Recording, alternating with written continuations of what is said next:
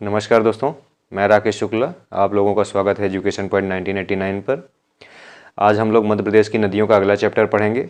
हम लोग मध्य प्रदेश की नदियों में पश्चिम की ओर बहने वाली नदियां देख लिए हैं, पूर्व की ओर बहने वाली नदियों देख लिए हैं और इसके बाद दक्षिण की ओर बहने वाली नदियाँ देख लिए। अब हमारी बची है सिर्फ उत्तर की ओर जो प्रवाहित होती हैं वो नदियाँ, जो जाके गंगा यमुना नदी क्षेत्र से मिलती हैं। तो आइए देखते हैं हम लोग आज उत्तर की ओर बहने वाली नदियों की पहली क्लास। क्योंकि उत्तर की ओर बहने वाली नदियों की संख्या ज़्यादा है, इसलिए कम से कम इसमें 2 से 3 क्लास में छोटा छोटा क्लास करके हम लोग देखेंगे। तो एक मैप बना लेते हैं मध्य प्रदेश का।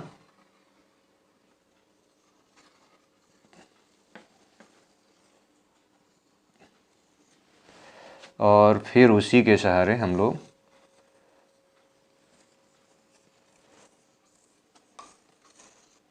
ये हो गया मध्य प्रदेश।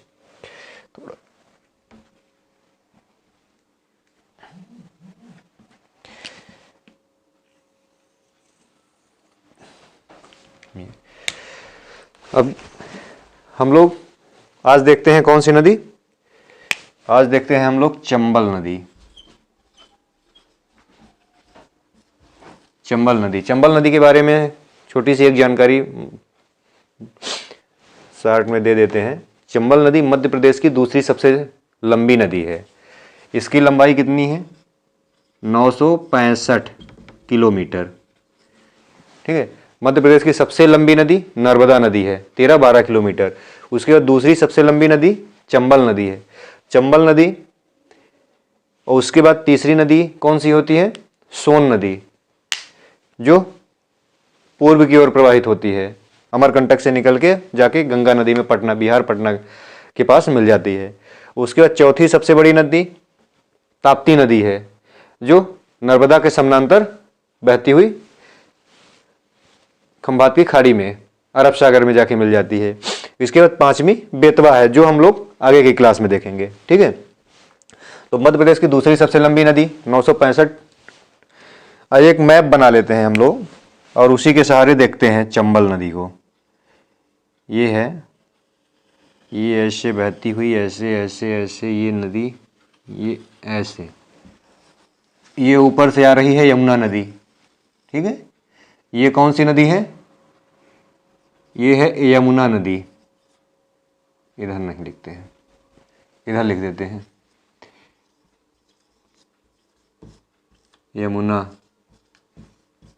यमुना नदी।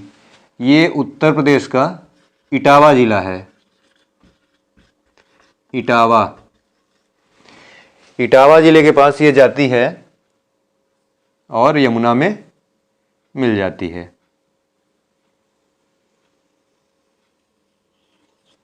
ठीक है। ये कौन सी नदी है? चंबल नदी है। चंबल नदी। अब इसमें हम लोग देखते हैं चंबल नदी निकलती कहाँ से है। ये कौन सा जिला है? कहाँ? इंदौर। इसका उद्गम जाना पाव पहाड़ी, जाना पाव पहाड़ी, जो महू इंदौर में आता है। महू।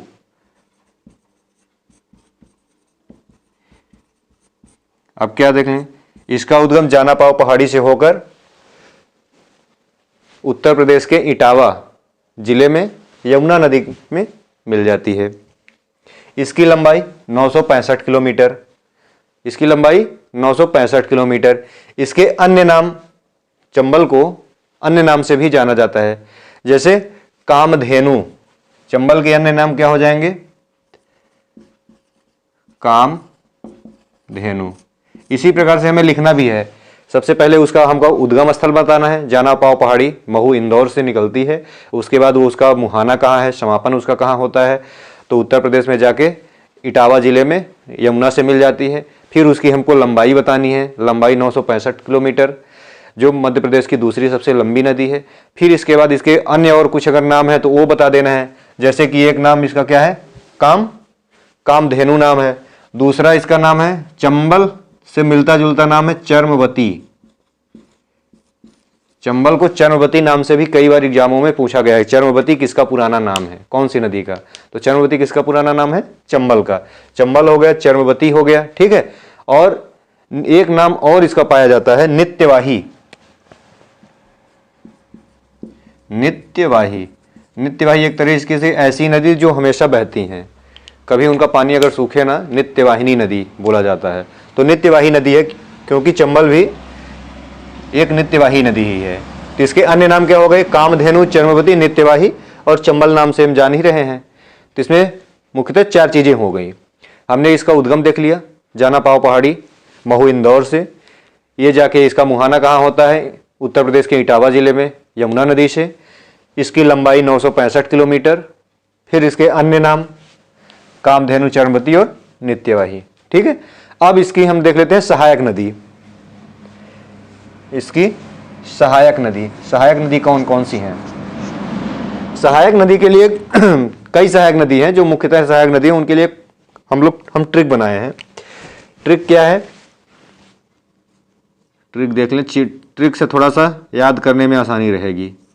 छिप्रा, छिप्रा में शिव, छिप्रा में शिव। कालीसी, छिप्रा में शिव,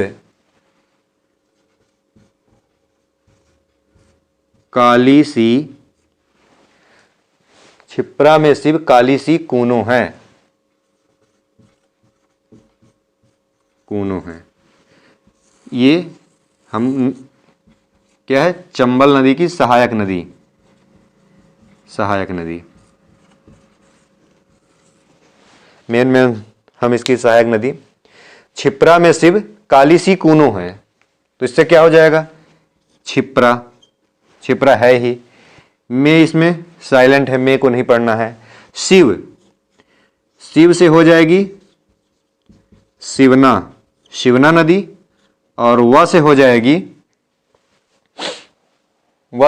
वनास नदी, बनास नदी। अब ये दोनों नदियां ये चंबल के बाएं तरफ से मिल रही हैं। शिव को हमको याद रखना है। शिव क्या है? शिव में शिवना और बनास दोनों नदी बाएं साइड से मिल रही हैं। इसी में अब इनकी बनास जो है चंबल की सबसे बड़ी सहायक नदी है। क्या है? सबसे बड़ी सहायक नदी। चंबल की सबसे बड़ी सहायक नदी कौन सी है? बनास। और शिवना में भी एक चीज याद रखें, शिवना नदी के किनारे मंदसौर शहर स्थित है। मंदसौर, मध्य प्रदेश का मंदसौर जिला शिवना नदी के किनारे है। अब हमको शिव को याद रखना है। छिप्रा में शिव हो गया, शिव। इसके बाद छिप्रा में शिव, एक यहां पे छूट गया है। शिव के बाद इसमें यहां पे लगा देना है पार्वती। अब शिव जी हैं तो पार्वती भी होना चाहिए। छिप्रा में शिव, पार्वती, कालीसी कूनो है, ठीक है। शिव हो गया शिवना और बनास। पार्वती से पार्वती नदी ही हो जाएगी। उसके बाद कालीसी, काली तो एक नदी है, एक काली भी नदी है, एक काली सिंध नदी है। तो कालीसी, तो कालीसी से मतलब सी भी आ रहा है, तो काली सिंध हो जाएगी। इसको हमें, नदी तो यही है काली सिंध, लेकिन ये सी भी आ रहा है ना, तो जिससे कंफ्यूजन ना हो कि काली है कि काली सिंध है, तो ये काली सिंध है, काली सी। और ये सी से एक अलग भी नदी है, सीप, सीप नदी भी इसकी एक सहायक नदी है। और एक नदी कौन सी है? कूनो। कितनी हो गई? छिप्रा, शिवना, बनास, पार्वती, काली सिंध, सीप और कूनो। अब यहां पे हम देख लेते हैं,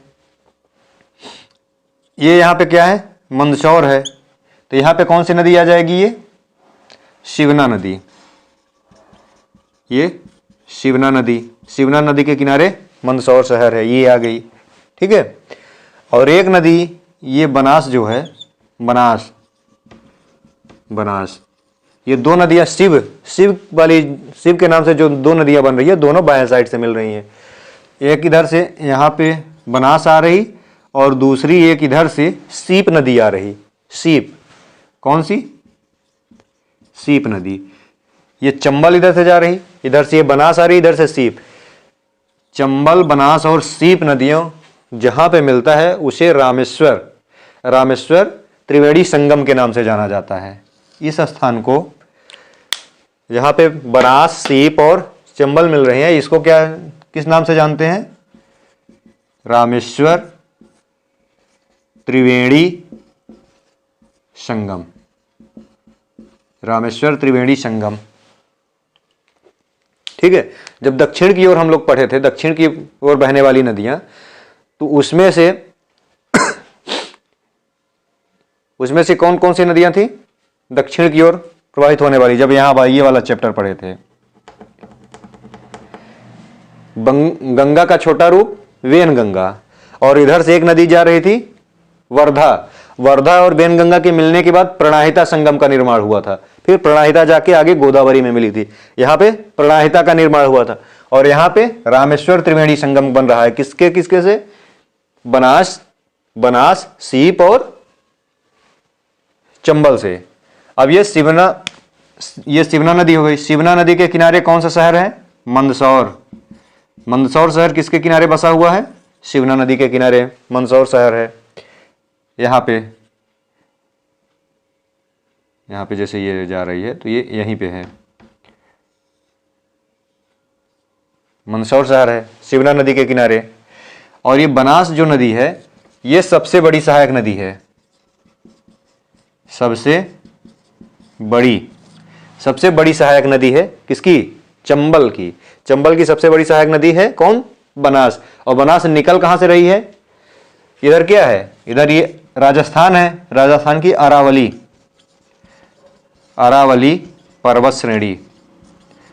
पर्वत श्रेणी से मुख्यतः ये निकल रही है। और अगर हम इसका मुख्य स्थान देखें तो कुंभलगढ़ एक जिला है। कुंभलगढ़ कहां से? कुंभलगढ़ से। अरावली पर्वत श्रेणी के कुंभलगढ़ से निकलती है बनास नदी और आके चंबल नदी में मिलती है, जो उसकी सबसे बड़ी सहायक नदी है। ये हमने दोनों देख लिया, दो नदी। इधर की एक सीप भी देख लिए, ठीक है। सीप नदी, इसका उद्गम सीप नदी का श्योपुर पठार से होता है। अब हम लोग इधर वाली नदियां देख लें। कौन कौन सी इधर वाली? जैसे क्षिप्रा हो गई, पार्वती हो गई, काली सिंध हो गई, सीप तो हो ही गई, और कूनो। इसके आगे एक नदी और यहाँ पे आके मिलती है, इसे कूनो नदी कहते हैं। कूनो नदी ये श्योपुर से ही निकलती है और आके इसमें मिल जाती है श्योपुर से। कूनो पालमपुर राष्ट्रीय उद्यान इसी नदी के किनारे स्थित है, कूनो नदी के किनारे। अब हमारी कौन कौन हो गई? कूनो नदी हो गई, सीप नदी हो गई, और शिव की हो गई, शिवना और बनास हो गई, काली सिंध, पार्वती और क्षिप्रा। अब हमारी ये इंदौर से ये चंबल नदी निकली है, ठीक है। अब हम इंदौर से एक और नदी को निकालते हैं और ये आके यहां पे मिलती है, ठीक। क्षिप्रा नदी, इसे कहते हैं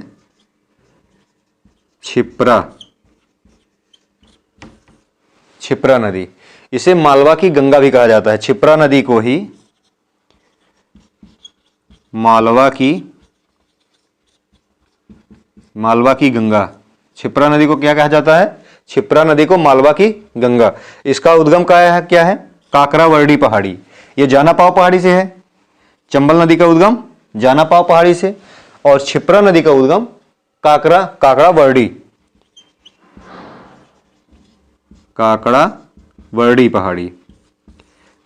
पहाड़ी इंदौर से। काकरावर्डी पहाड़ी इंदौर से इसका उद्गम होता है और आके ये चंबल नदी में मिल जाती है। ये हो गई क्षिप्रा नदी। इसके बाद काली सिंध, ये काली सिंध हो गई।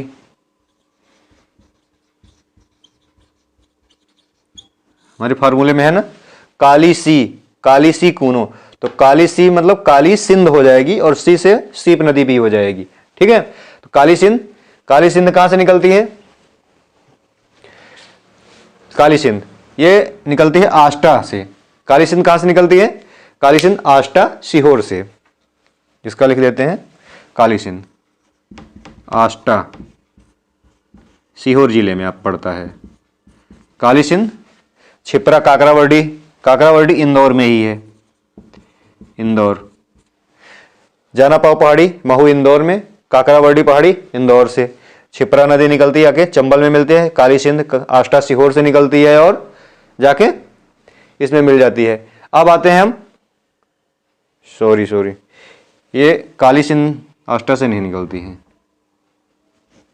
आष्टा सीहोर से पार्वती निकलती है। ये पार्वती नदी है, पार्वती ये निकलती है आष्टा से। आष्टा ये कहाँ पड़ता है? सीहोर में। और काली सिंध नदी कहाँ से निकलती है? बागली गांव, बागली गांव देवास से ये निकलती है, बागली गांव, बागली गांव ये पड़ता है देवास में, ठीक है। काली सिंध बागली गांव देवास से, पार्वती आष्टा सीहोर जिले से निकलती है। सीहोर जिला भोपाल संभाग के अंतर्गत आता है और देवास जिला इंदौर संभाग के अंतर्गत आता है। इंदौर देवास जिला उज्जैन संभाग के अंतर्गत आता है और इंदौर संभाग के अंतर्गत आता है। सीहोर भोपाल संभाग के अंतर्गत आता है, ठीक है। इसके बाद श्योपुर, सेप, कूनो ये इसकी सहायक नदियां हो गई। छिप्रा में शिव पार्वती, छिप्रा में शिव पार्वती, काली सी कूनो है। छिप्रा में शिव पार्वती, काली सी कूनो है। साधारण सा सिंपल सा एक लाइन का याद रखना है, छिप्रा में शिव पार्वती, काली सी कूनो है। तो छिप्रा से छिप्रा हो जाएगी, शिव से शिवना और बनास हो जाएगी, दोनों बाएं साइड से मिलती हैं। पार्वती से पार्वती, काली सी तो काली सिंध, सी से सीप और कूनो नदी, ये हो गए हमारी सहायक नदियां हो गई। अब हम लोग इसमें देख लेते हैं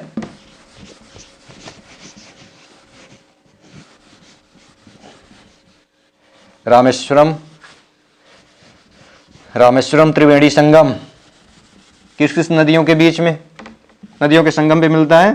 सीप और बनास, सीप, बनास और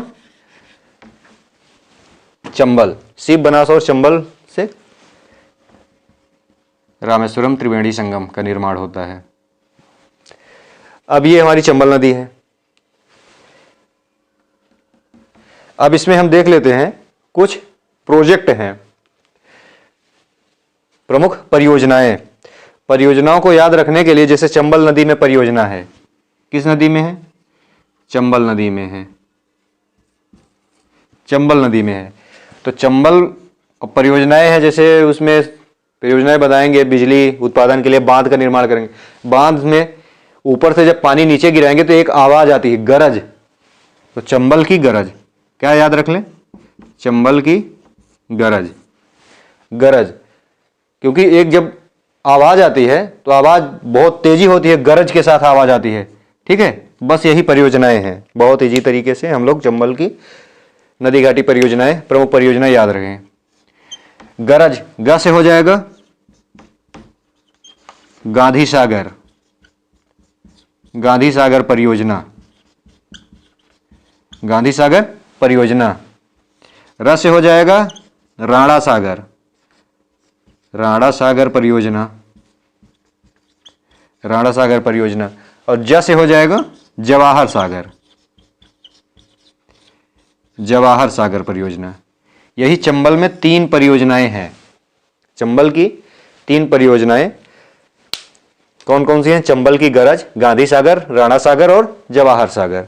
गांधी सागर परियोजना मध्य प्रदेश के मंदसौर जिले में है। कहाँ है? मंदसौर में, मध्य प्रदेश के मंदसौर जिले में गांधी सागर है। इसके बाद राणा सागर, राणा सागर कहाँ है? राणा सागर चित्तौड़गढ़ में, चित्तौड़गढ़, चित्तौड़गढ़ कहाँ है? राजस्थान में, चित्तौड़गढ़ राजस्थान में। और जवाहर सागर ये है कोटा में, जवाहर सागर कहाँ है? कोटा में। ये कहाँ है? ये भी राजस्थान में। इसका मतलब गरज में सिर्फ ग मध्य प्रदेश में है, मंदसौर जिले में, और रज, गरज में राणा सागर, जवाहर सागर दोनों राजस्थान में है। कहाँ कहाँ? चित्तौड़गढ़ और कोटा में। ये चंबल, इसकी परियोजनाएं हो गई।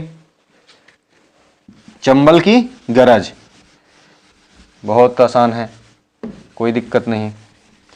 अब हम इसके क्या देख लें? जलप्रपात,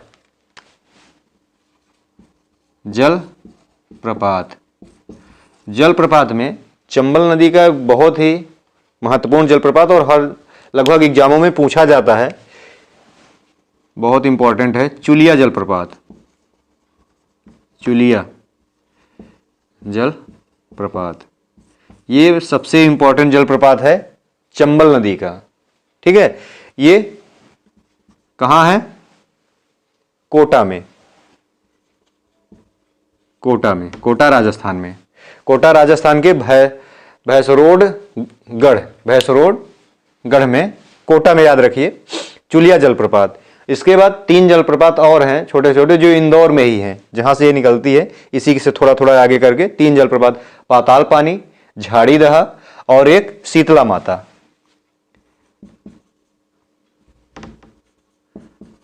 पाताल पानी जलप्रपात, शीतला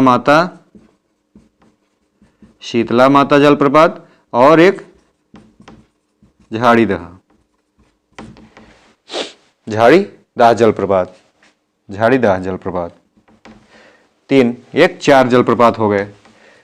झाड़ी दहा जलप्रपात, शीतला माता, पाताल पानी और चुलिया जलप्रपात। ये तीनों कहाँ हैं? इंदौर में ही हैं, इंदौर मध्य प्रदेश में, और ये कोटा राजस्थान में है। चुलिया जलप्रपात चंबल नदी का सबसे बड़ा जलप्रपात भी है, जो चुलिया राजस्थान में है। जलप्रपात हो गए। अब कुछ चीजें और देख लें इसकी, चंबल नदी का। चंबल नदी ये पूरे भारत में एक चीज के लिए सबसे ज्यादा प्रसिद्ध है, ये बहुत ज्यादा बीहड़ का निर्माण करती है। ठीक है, अवनालिका अपर्दन, सबसे ज्यादा बीहड़ों का निर्माण करने वाली नदी कौन सी है? चंबल नदी बीहड़ का निर्माण करती है। अवनालिका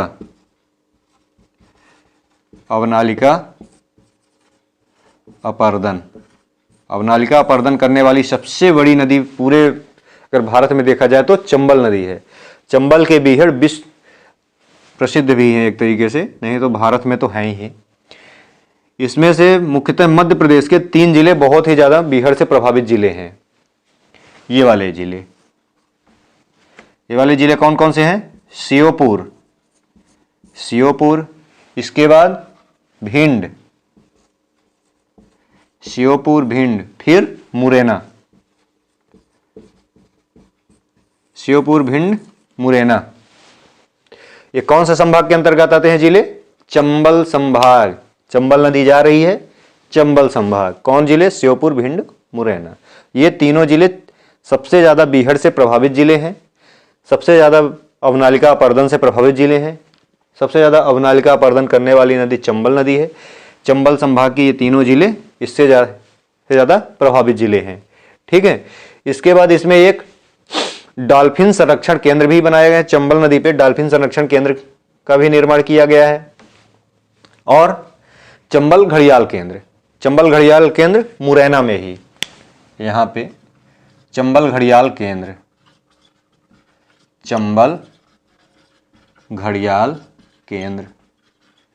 की स्थापना कहाँ गई है? मुरैना में। चंबल घड़ियाल केंद्र की भी स्थापना और डॉल्फिन संरक्षण, 2 जीवों के लिए संरक्षण के लिए भी योजना इस नदी पे चल रही है।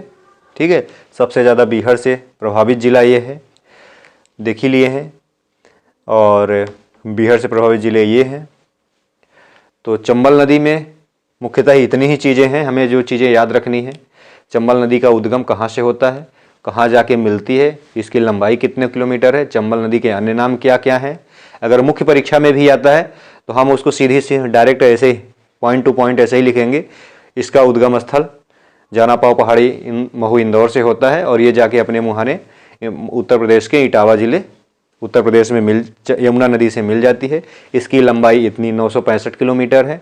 इसके अन्य नाम चरमावती, नित्यवाही और कामधेनु है। फिर इसकी सहायक नदियों के लिए फार्मूला बताए ही थे। छिप्रा में शिव पार्वती काली कूनोसी हैं। छिप्रा में शिव पार्वती काली सी कूनो है, ये याद रखेंगे। तो इसकी ना ही पूरी याद रख पाएँ, अगर फार्मूला याद हो जाता तो अच्छी बात है, नहीं तो मेन सहायक नदियों के नाम, उनका अगर उद्गम स्थल या उनसे विशेष चीज़ें कुछ जुड़ी हुई है, जैसे अब हम यहाँ पे बनास नदी बता देंगे कि इसकी सबसे बड़ी सहायक नदी है। शिवना नदी के किनारे मंदसौर शहर है। क्षिप्रा नदी के किनारे क्षिप्रा नदी में ही मध्य प्रदेश का जो ये मेला लगता है सबसे बड़ा महाकुंभ का मेला क्षिप्रा नदी के किनारे ही लगता है। क्षिप्रा नदी को मालवा की गंगा कहा जाता है। ये सारी चीज़ें, इसके बाद इससे जुड़ी हुई परियोजनाएं हम बता देंगे। चंबल की गरज याद रखेंगे, गरज से गांधी सागर, राणा सागर और जवाहर सागर, तीनों ये हो जाएंगी। गांधी सागर मध्य प्रदेश के मंदसौर जिले में और जवाहर सागर, राणा सागर राजस्थान के में हो जाएंगी, चित्तौड़गढ़ में और कोटा में। इसके बाद हम इसके जलप्रपात बता देंगे। पाताल पानी जलप्रपात, झाड़ीदार जलप्रपात, शीतला माता जलप्रपात और एक और से कौन सा है, शीतला माता, पाताल पानी, झाड़ीदार, ये हो गए। और चूलिया जलप्रपात इसका सबसे इंपॉर्टेंट जलप्रपात है जो राजस्थान में है, कोटा में। ठीक है, इतना ये हो गया। फिर इसकी सबसे बड़ी विशेषता, ये तो नहीं भूलना है, ये अवनालिका अपर्दन के लिए सबसे मुख्य नदी है। बीहड़ों का निर्माण करती है, बीहड़ प्रभावित ये जिले। बस इतनी सी आज की क्लास यहीं तक। अगली क्लास में हम आगे की नदियों को डिस्कस करेंगे। और वीडियो जैसा भी लगे आप लोग उसके पे कमेंट करें, लाइक, शेयर और सब्सक्राइब जरूर करें। Thank you.